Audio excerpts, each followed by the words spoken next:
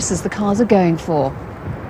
When you're making such a major purchase as a used car, you must do your homework. You must decide what car it is you wish to buy. You must decide how much money you have got to spend, and then you must stick to that plan. Right, and when you're actually in the auction itself, I mean, that can be very intimidating. So what would be your advice to someone in an auction for the first time? Well, it isn't intimidating, it's exciting, it's exhilarating, and my advice is not to get carried away, to stick to your plan. Listen to the auctioneer very carefully, bid clearly, and only pay the amount of money that you can afford to pay. All the cars that we sell, the buyer is protected for a small indemnity fee. He's protected against the vehicle being stolen, so therefore he has good title. He's protected against any outstanding hire purchase. He's extending against the vehicle being a total vehicle loss, i.e. major accident damage, and of course it's protected against the odometer reading being incorrect. Now, is that true of all auctions? No. So you have to be careful where you go? I would strongly recommend you're very careful where you go. Now, despite all that, and even if you've taken expert advice, you can end up with a complete lemon. So what do you do? Do you have some form of warranty? Yes. The whole point about an auction is that the auctioneer is working on the vendor's declaration, in addition to our own mechanical check on it. If the vehicle proves to be not what it was claimed, then you bring it back, and then we give you your money back or whatever. Is there a time limit on that? Yes, there is. It's 24 hours from the date of purchase. OK, so you've got your car, you're delighted with it. How do you pay for it?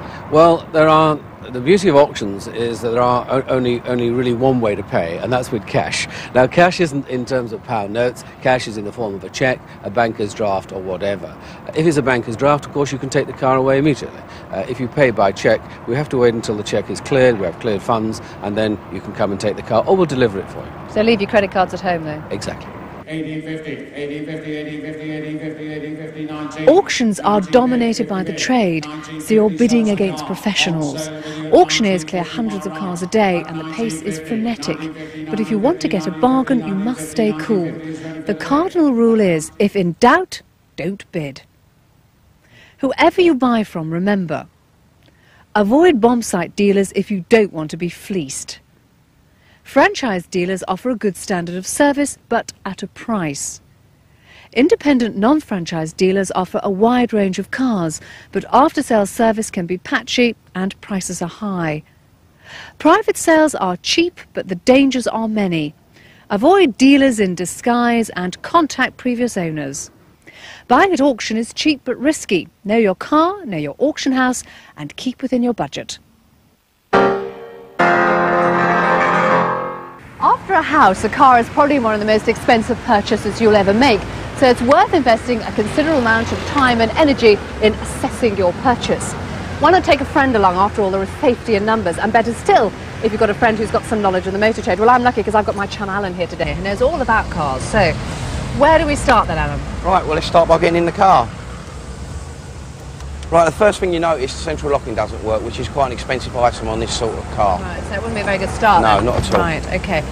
Oh, now, it's very grubby inside, doesn't it? Well, if you look at all the seat, it's all worn, the springs have gone in the seats, which is quite an expensive item again. So, and if you had to retrim this, you'll never get it to match the rest of the car. What does this sort of wear and tear tell you about the car, though? It's done lots of mileage. Right. It's lots of mileage. If you lift the mat up, you can see that there's wear on the rubber. All the pedals, the rubbers are worn out on the pedals, which is another sign that it's done a lot of high mileage. Right, OK, well, let's get in there. I have to say, it's something I don't do lightly, dressed in a white jacket. It's filthy, isn't it? Yes. Ugh. Right. Right, another sign's steering wheel's all worn out, which is another sign that it's done mileage. It's not a good sign. Right. Obviously, I've heard about clocking, but what I wouldn't know is how to spot if a car being clocked. So what do you look for? Well, the main thing to do is if you look at the speedo, you can tell if all the dials are out of line, it's been clocked, because they won't be all even. I would say, so far interior-wise, you're unimpressed, Alan. Not very impressed at all. OK, let's see if the outside's any better. OK, obviously I know you should look at the bodywork, but I don't really know what I should be looking for. Well, if you look down the side of a car, you can see, like, this one has had some filler work because it's all cracking around there in the paintwork, and it's got loads and loads of rust all along it. And you should take that in consideration these days, because if a car goes for an MOT, it's got too much rust, especially along the sills, that's an MOT failure. Now, talking of strange paint jobs, I thought this at the back, and even I noticed this. This isn't just because the car's dirty, is it? No, that's what they call a blowing. What does that mean? Well, it's base and lacquer, so they try to do a blow-in. Rather than paint the whole boot lid, they try to just do half the car, half the boot lid. Right. Now this is a very obvious spray job, isn't it? Yeah. But I'm sure there are more subtle ways of disguising when you've had a respray. I've got a better example inside if you want to have a look. I'd like to see that, yeah. Right, this is the example I was telling you about outside. If you have a look along here, you can see where there's paint on the rubber, which isn't really a bad thing. It just shows that sometime in its life it's had some paint work done to it. So you might just want to be a bit cautious about that. Just a bit cautious, yeah. Right, okay. Now even I know not to touch this one. I look at the interior and the exterior, but I know really if you're going to buy a second-hand car, you should look underneath. But what should we be looking for? Well, it's an idea to take a screwdriver or something you can poke a seal with, because although this is a newish car, if you buy a second-hand one that's old, the seals can wear out and they can be quite expensive. It's just an idea to go along and tap the seals. And the other thing you should take into consideration is with a lot of modern cars now, they have catalytic converters on, and if they go wrong, they're very expensive as well. Right, so again, just something to be aware of. That's could right. cost you money. Yeah. Right. Now we're at the back end of the car talking about bumpers. Now this one's had a bit of a bash, hasn't it? Yes, but being an old metal bumper, it's not too bad. It's obviously been in an accident sometime, but that's only sort of like £15 to £20 to get repaired. So it's not too bad. No, but on the other hand, this has been a newer car with a plastic bumper. Fair bit of damage here. That's had quite a bit of damage, and what you should do is take that into consideration when buying the car, because that's like £200. Right, so a lot more expensive than the other one. That's correct, as this is only for sort of £15, £20. Yeah. And if they're painted, then you've got to pay the labour to have them painted, which is about another £100. So make sure you take that off the price. You should take it off the price. Right. Now, Graham, Alan tells me you know everything mechanical. It's very kind of you, yes. Now that's oil, checking your dipstick oil. Yeah. If it was contaminated, it would be a creamy colour. Right. Now that's okay, a nice colour. Okay, fine, so that's okay, we don't need to worry about that. You certainly don't. And if you check the top, you get the same colour. Right. But if it hadn't been changed regularly, you'd be all crusty and Right. carbon. And you'd know the car hadn't been looked after that's properly. right, yeah. Right.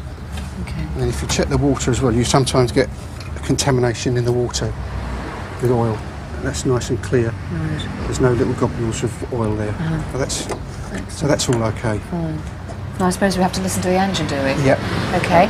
Right, I'm not quite sure what she'll be listening to, but I know you'll talk me through it, won't you? Okay, so start her up. Yeah.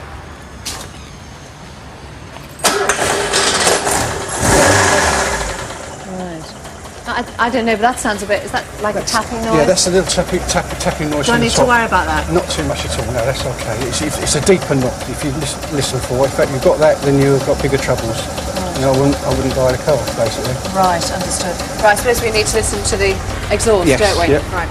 So what should we be listening for then? Or looking for? Looking for, yeah, blue smoke. Now, if you first start the engine up and it puffs blue smoke, it's signs of worn valve guides or seals going. But if it's blue smoking all the time, that's a sign of piston rings, and that's bad. So be very wary. Correct. Absolutely. Yeah. Okay. So let's get on board, shall we? And what should we be looking for inside? Check the clutch. Right.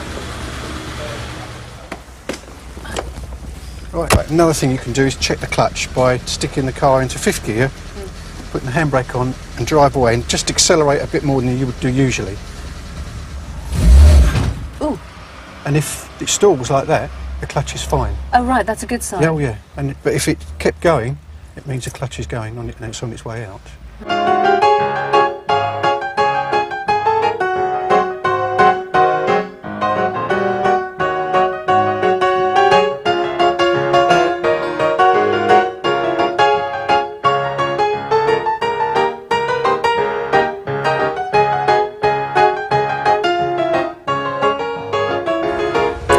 I know there's been an awful lot to take in there, a lot of information, but finally just one thought. Never do that dressed in Armani. When it comes to assessing the mechanical condition of the car, it's well worthwhile bringing in the professionals. Both the AA and the RAC offer inspection services, and most independent garages are more than happy to assess the car's roadworthiness for you. They'll produce a written document as to its health. Now the next bit is the documentation, and it's very important that you go through that with a fine-tooth comb.